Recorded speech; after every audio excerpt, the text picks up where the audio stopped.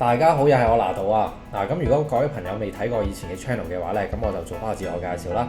咁我叫拿度啦，咁我係嚟咗澳洲將近差唔多7年嘅香港人嚟嘅。咁我而家就喺澳洲黃金海岸呢度呢，做一啲樓宇嘅買賣啦，一啲開發啦，同埋做翻個 property management 都有我嘅足跡喺度嘅。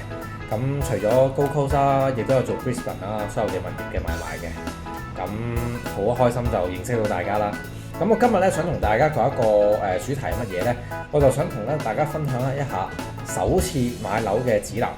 咁究竟咩係首次買樓嘅指南呢？我今日逐點同大家略略咁講下。眾所周知嘅話咧，澳洲政府一路係幫一啲首次接嘅買家分擔翻少少呢一方面嘅負擔啦，即係所以提供好多唔同嘅優惠，唔同州份都有唔同嘅優惠嘅。領地嘅政府咧都推出唔同嘅計劃去幫助呢一班新上車嘅買家啦，去減輕佢經濟負擔。咁但係呢啲優惠咧多到連本地人嚟講，其實佢都講真都唔係話好識同埋好清楚嘅。咁所以咧，我今日會幫大家整理一下，理清大家嘅思路，睇下邊個優惠咧係最適合大家。咁當然啦，唔同州大家只要睇翻你究竟而家喺邊個州去對應翻有啲咩嘅優惠啦。首次購買者嘅補助金啦，即係 First Home Owner Grant 啦，即係講下呢一個首次購買者嘅補助金啦。呢個補助金咧係政府啱提過，為咗幫一啲啱啱上車嘅年輕人啦，或者係一啲嘅人士啦，啱啱上車嘅人士咧，入去房地產呢個市場咧，提供一次性嘅補助嘅。咁每個州嘅補助金額啦同埋資格咧嘅要求都係唔同㗎嚇。不過一般嚟講咧，通常都係適用於首次購買新建住宅嘅買家。咁我呢度咧做個表俾大家睇一睇，究竟係有邊啲州佢係有啲乜嘢唔同嘅要求呢？睇翻 New South Wales 啦，即係新南威爾士州，咁提供1萬蚊嘅澳幣，適用於咧購買價值唔超過75萬澳幣嘅新建住宅。Victoria 啦，同樣提供1萬蚊，鄉村地區咧就可以有2萬澳幣，咁但係咧都係一樣適合75萬澳幣以下嘅新屋嘅。Queensland 我哋呢度啦。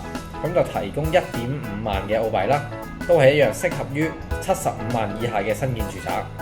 南澳 South Australia 咁提供1.5萬嘅澳幣，適用於新建住宅嘅購買。呢一個咧就冇限係幾多錢嘅，就係只要話新建住宅就係呢一個錢㗎啦。西澳咧 West Australia 提供1萬蚊嘅澳幣啦，適用於購買或者建造價值唔超過75萬澳元嘅房產。Tasmania 啦，即係塔斯曼尼亞州咧，提供高達3萬嘅澳元補助嘅，冇房價上限。呢一個咧就係大家如果留意到咧，係咁多個州份入邊咧提供嘅優惠咧係最多最慷慨嘅。咁仲有一個咧睇翻北領地啦，就提供1萬蚊澳幣嘅啫，適用於購買或者建造住宅，咁都係冇嗰個房價上限嘅。啱啱咧就講咗補助金啦，咁第二個想提一提咧就係同大家講咧，第二個優惠咧就係首次接嘅印花稅嘅減免，咁即係 First Home Buyer Stamp Duty Concessions 嘅。咁第二個咧比較重大嘅優惠咧就係印花稅啦，呢一個係購買房屋嘅時候必要嘅其中一個項目開支嚟嘅。咁通常同你嘅房產購買價值咧係成正比。咁對於首次置業嘅人嚟講咧，呢一筆費用咧其實講真都係佔幾個 percent 都唔係一個小嘅負擔嚟㗎。咁但係咧，因為都係補助翻新上車嘅人士啦，咁所以各州嘅政府咧都已經推出咗印花稅嘅減免或者直情係豁免嘅政策嘅。咁我哋嚟睇一睇，都係做一個表比較俾大家睇，究竟有啲咩唔同嘅州，佢哋有啲咩唔同嘅分別呢？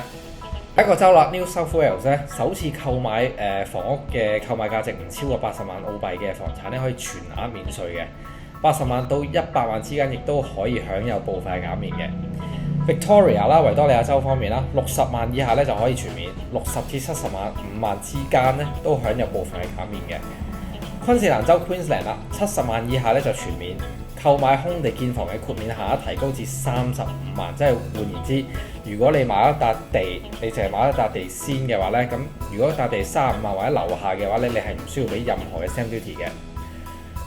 之後南澳South Australia 啦，取消首次購買者嘅印花稅上限，所有新建嘅住宅咧都可以免稅。之後西澳啦 West Australia， 購買45萬以下嘅房產咧就全免，45萬至60萬之間咧就可以有減免嘅。Tasmania 塔斯曼尼亞75萬以下咧就可以享有免稅。留意翻啦，呢個政策咧持續到2026年嘅啫。最後一個係北領地。ACT。如果根據收入同埋家庭嘅規模咧，佢係提供減免嘅。咁當然所有嘅幅度咧就根據翻你個家庭規模咧就唔同啦。最高咧可以減多達34,500蚊澳幣嘅。至於第三個嘅優惠咧，想同大家分享係乜嘢咧？呢一個咧就係首次置業嘅貸款擔保計劃 First Home Loan Deposit Scheme 啦。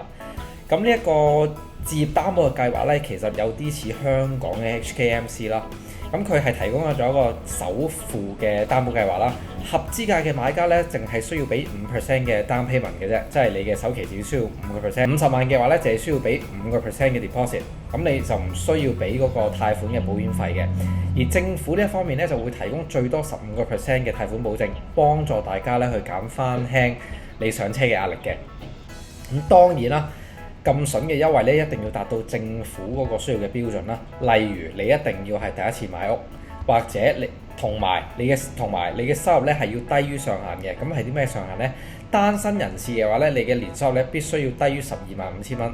咁如果你有伴侶啦，你嘅伴侶夾埋你嘅收入咧係必須要低於20萬澳幣嘅。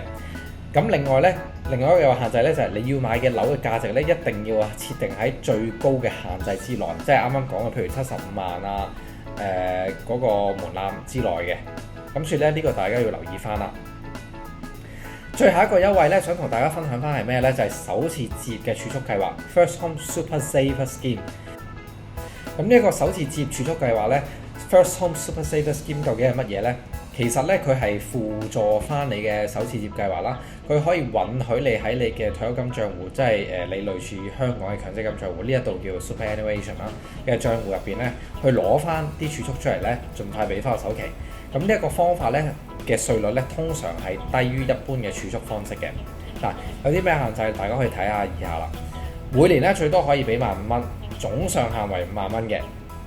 你可以喺滿足條件之後提取以及相應嘅收益，用於去俾呢個房屋嘅首期嘅。但係要留意翻啦，你要確保符合資格要求咧，同埋你係一定要係首次上車。提取你嘅資金之前咧，你要向你嘅澳洲稅務局啦 ATO 啦提交申請，要批咗之後你先可以咁做㗎嚇。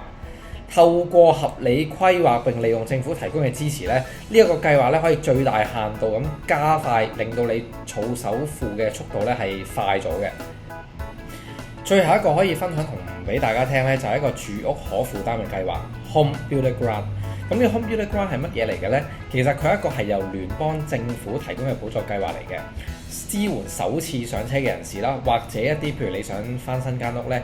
政府咧可以申請，俾你可以申請最高2.5萬蚊澳幣嘅補助啦，用於你起屋或者係對現有嘅房產咧進行大規模嘅翻新嘅。嗱，今日咧就分享到呢一度，咁希望大家透過呢一啲優惠嘅政策啦，可以更有信心選擇翻你哋適合你哋自己嘅屋嘅。咁作為一個專業嘅 agent 啦，我哋身邊有好多專業嘅人士啦，譬如專業嘅 broker 啊、專業嘅builder 啊，咁我都會提供專業嘅指導啦，幫大家咧係充分利用翻首次置業嘅福利，去選擇翻最適合嘅產品。咁當然，譬如貸款嗰方面咧，如果你需要，我哋都可以揾專人咧去協助翻你嘅。喺度呼籲大家聯絡翻我，有啲咩問題咧，隨時問翻我，一齊開始你哋嘅置業之旅。